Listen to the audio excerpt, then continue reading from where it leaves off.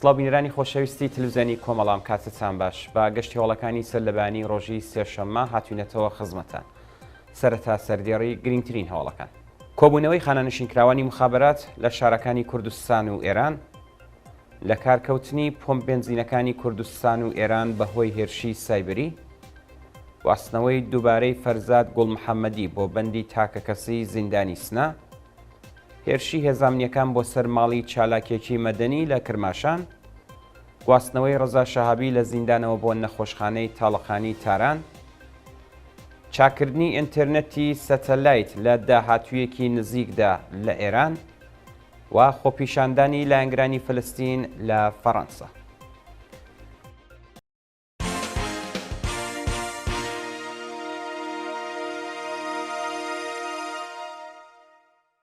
درێژەی هەواڵەکان کۆبوونەوەی خانەنشینکراوانی مخابرات لە شارەکانی کوردستان و ئێران ڕۆژی دووشەممە 27 سەرماوەز خانەنشینکراوانی مخابرات لە شارەکانی کوردستان و ئێران دژ بە جێبەجێ نەکردنی داخوازیەکانیان کۆبوونەوە.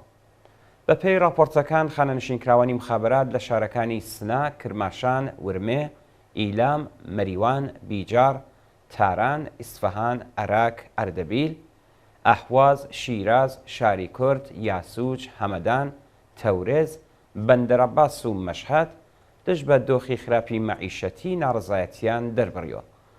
خانەنشینکراوانی مخابرات خوازیاری چوونەسەرەوەی ئاستی حەقدەست و مەزایە بەکردەوە دەرهاتنی گەڵاڵەی هاوسانسازی، دابینکردنی بیمەی دەرمانی و چاکسازی لە بواری ژیان و مەعیشەتیان بوون.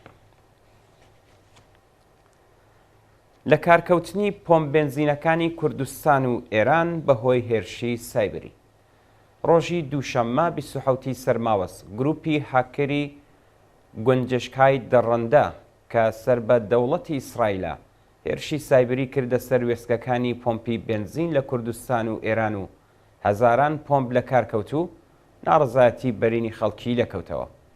بەپێی راپۆرتەکان گروپی هاکەری گونجشکای دەڕەندە بەرپرسیارەتی هاکردنی وێستگاکانی سوتەمەنیان لە ئەسۆ گرتووە. هاکەرەکان ڕوو لە خامنەی ڕایانگەاندووە ئەمە وەڵامێکە بۆ ئەو کردەوە خراپانەی لە ناوچەکەدا ئەنجامتانداوە. جێگای ئاماژەیە کە سەرەتا بەرپرسانی کۆماری ئیسلامی هێرشەکەیان ڕەت کردەوە و ڕایانگەیاند کە گروپە نارەکانی ڕەژیم ئەو هێرشیان ئەنجام داوە، بەڵام بۆ ڕێگریکردن لە سەرهەڵدانی خەڵک هێزە سەرکوتگەرەکانیان لە پۆمپەکاندا جێگیر کرد و دەستیان کرد بە دابەشکردنی بەنزین بە شێوەی دەستی. گواستنەوەی دووبارەی فەرزاد گوڵمحەممەدی بۆ بەندی تاکەکەسی زیندانی سنە دوانیوەڕۆی ڕۆژی دووشەممە 27 سەرماوەز فەرزاد گوڵمحەممەدی بەندکراوی تەمەن 23 ساڵ و خەڵکی گوندی پاڵنگانی سەر بە شاری کامیاران بە مەبەستی جێبەجێکردنی سزای ئێعدامی بۆ ژووری تاکەکەسی زیندانی ناوەندی سنە گوازرایەوە. فەرزاد گوڵمحەممەدی ڕۆژی دووشەممە 20 سەرماوەزی ئەمساڵ لە ژووری تاکەکەسیەوە بۆ بەندی گشتی گواسترایەوە و جێبەجێکردنی سزاکەی یەک هەفتە دواخرا. ناوبراو ڕۆژی 18 سەرماوەز بۆ جێبەجێکردنی سزای ئێعدام لە بەندی گشتیەوە بۆ ژووری تاکەکەسی زیندانی سرا گوازراوەتەوە. ناوبراو 8 ساڵ لەمەوبەر بە تۆمەتی کوشتنی بانقاس دەست بەسەر و دواتر لەلایەن دەستگای قەزایی کۆماری ئیسلامیەوە سزای لە سێدارەدانی بەسەردا سەپێنرا. هێرشی هێزە ئەمنیەکان بۆ سەر ماڵی چالاکێکی مەدەنی لە کرماشان هێزە ئەمنیەکانی ڕەژیم لە کرماشان ڕۆژی دووشەممە 27 سەرماوەز بە شێوەیەکی وەحشیانە هەڵیان کوتایە سەر ماڵی کیومەرز ئەمیری کەڵەجۆیی ناسراو بە لەک ئەمیر شاعر نووسەر ڕۆژنامەنووس و توێژەر و بەبێ بەڵگەی قەزایی ماڵەکەیان پشکنیوە. بە پێی زانیاریەکان کیومەرز ئەمیری کەڵەجۆیی بەهۆی چالاکیە فەرهەنگی و ئەدەبیەکانیەوەنە بەردەوام لە ژێرگوشاری ناوەندە ئەمنیەکاندا بووە. بەوتەی هاوڵاتیانی کرماشانی هێزانامنیەکان وێڕای هەڕەشەکردن و خوڵقاندنی دڵە ڕاوکێ لە وەڵامی داوای مۆڵەت و بەڵگەی یاسایی بۆ چوونە ژوورەوە نامەیەکیان بە نووسراوەی ناڕوون پیشانداوە. تەنانەت ڕێگەیان نەداوە ئەو شاعرە دەقی نووسراوەی نێو نامەکەش بە تاوەتی بخوێنێتەوە. برینداربوونی سوخبەرێک بە تەقەی هێزەکانی ڕژیم لە خاش ڕۆژی یەکشەممە 26 سەرماوەز سوختبەرێکی بەلوچ بە ناوی محەممەد ڕیگی بە تەقەی هێزەکانی ڕژیم لە شارستانی خاش بە سەختی بریندار بوو. بە پێی راپۆرتی ڕێکخراوی حالوەش هێزەکانی یەگانی مێرساد لە شارستانی خاش بەبێ ئاگادارکردنەوە ئۆتۆمۆبیلی ئەو سوختبەرەیان داوەتە بەردەست ڕێژی گولە و محەممەد ڕێگی بە سەختی بریندار کراوە. بە وتەی چالاکانی بەلوچ هێزەکانی ڕژیم پاش بریندارکردنی ئەو سوختبەرە داوایان لە خەڵک کردووە کە بۆ نەخۆشخانە بیگواستنەوە. دەست بەسەرکردنی سێ شارۆمەندی بەلوچ لە ڕاسک ڕۆژی دووشەممە 27 سەرماوەز هێزانیەکانی ڕژیم لە شارستانی ڕاسک سێ هاوڵاتی بەلوچیان بە شێوەیەکی وەحشیانە دەست بەسەر و بۆ شوێنێکی نادیار گواستەوە.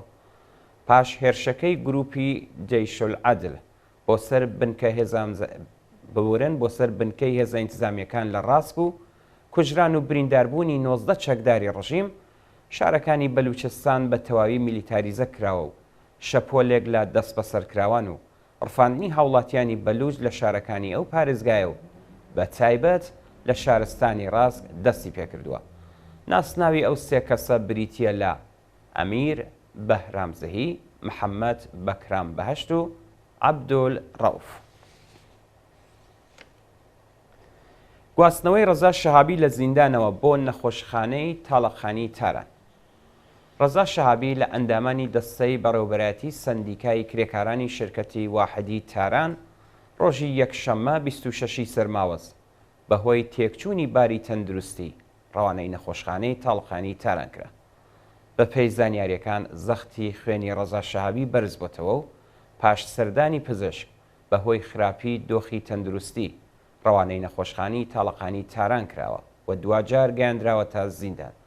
ڕەزا شەهابی، حەسەن سەعیدی و داود ڕەزەوی سێ ئەندامی سەندیکای شرکەت واحدی تاران ماوەی 20 مانگەل لە زیندانی ئەڤیندا ڕاگیراون و ماوەی 5 ساڵ حکمی زیندانیان تێپەڕ دەکەن.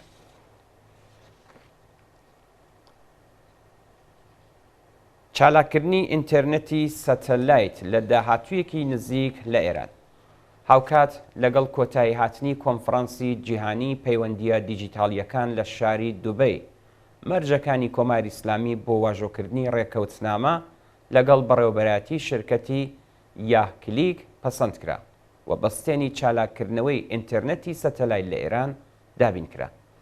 بە پێی زانیاریەکان شرکەتی زانیاری تێکنۆلۆژیکی ئێران بە هەماهەنگی لەگەڵ شرکەتە نێودەوڵەتیەکانی پەیوەندی دیجیتاڵ لەسەر ئەو بابەتە ڕێککەوتن کە یاسا و ڕێساکانی کۆماری ئیسلامی بە فەرمی بناسێنن. هەر بەو بوونەوە سەرکۆنسولی کۆماری ئیسلامی هاوڕێ لەگەڵ باڵێزی ئێران لە ئێمارات و وەزیری پەیوەندیەکانی ڕژیم لەگەڵ بەڕێوەبەرانی شرکەتی یاکلیک کە سەر بە شرکەتی یاساتە ڕێکەوتون تاک و ئینتەرنێتی سەتەلایت بۆ ئێران دابین بکەن. خۆپیشاندانی لایەنگرانی فلستین لە فەڕەنسا ڕۆژی یەکشەممە 26 سەرماوەز هەزاران دژبەری شەڕ لە شاری پاریسی فەڕەنسا کۆبوونەوە و ڕێپێوانێکیان دژ بە دەوڵەتی ئیسرائیل بەڕێوەبرد. لایەنگرانی فلستین و دژبەرانی شەڕ لە فەڕەنسا خوازیاری ڕاگررتنی شەڕ و ڕاگەیاندنی ئاگربەستی هەمیشەی بوون.